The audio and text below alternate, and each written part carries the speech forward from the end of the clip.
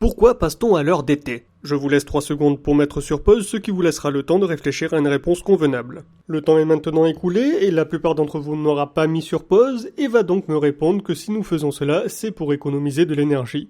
Mais avez-vous déjà réfléchi à ce problème de manière logique? C'est ce que nous allons faire avec ce schéma très simple dans lequel nous représentons les heures du jour et de la nuit, ainsi que l'activité moyenne d'une personne normale.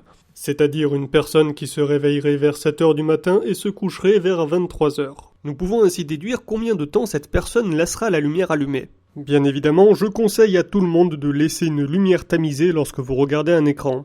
Observons maintenant ce qui se passe lorsque nous passons de l'heure d'hiver à l'heure d'été. Nous décalons tout d'une heure et ainsi nous pouvons observer que dans ces cas-là, la lumière reste allumée moins longtemps. Il y a donc bien une économie d'énergie qui peut atteindre jusqu'à 60 minutes lorsque les journées sont assez longues.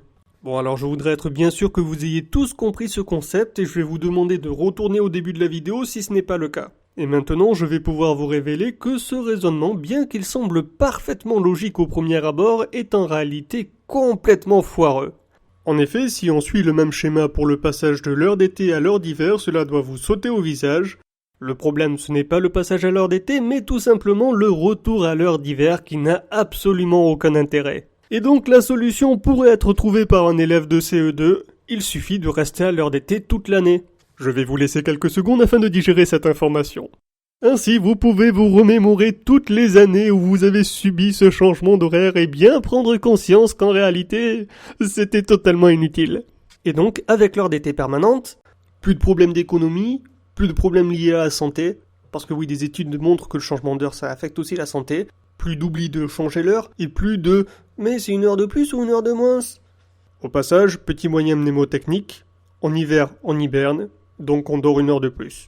En fait, aujourd'hui, il y a encore plus simple, il suffit de regarder votre ordinateur ou votre téléphone qui change d'horaire automatiquement. Cependant, avant de conclure, je voudrais que l'on réfléchisse aux raisons pour lesquelles nous retournons à l'heure d'hiver.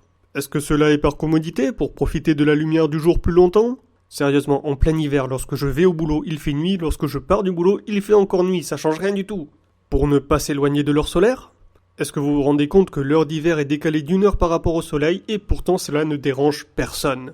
Faisons-nous ça parce que les pays limitrophes changent aussi d'heure.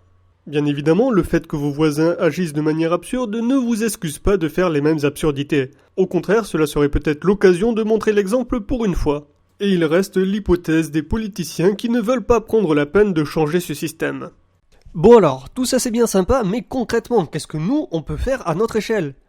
Parce que vous vous doutez bien que je ne connais pas personnellement de politiciens ou de journalistes assez influents pour faire bouger les choses. Cependant, c'est peut-être bien le cas de l'un d'entre vous. Et c'est pourquoi je profite de cette vidéo pour lui demander de les convaincre, s'il te plaît. Bon, bien évidemment, il ne faut pas se contenter de les informer qu'il existe une solution qui contenterait tout le monde. Il ne faudrait pas non plus qu'ils se remettent à faire des études pour étudier si les économies d'énergie sont négligeables ou non. Ce qu'il faudrait, c'est qu'ils fassent une loi pour arrêter ce changement d'horaire qui n'a aucun sens. Et pour maximiser nos chances, eh bien, il va falloir faire circuler cette idée. Alors pour ça, bien sûr, vous pouvez partager la vidéo, mais vous pouvez aussi faire des pages sur Facebook ou des hashtags sur Twitter ou je ne sais quoi. Enfin bref, comme d'habitude, si vous voulez faire bouger les choses, ça dépend de vous.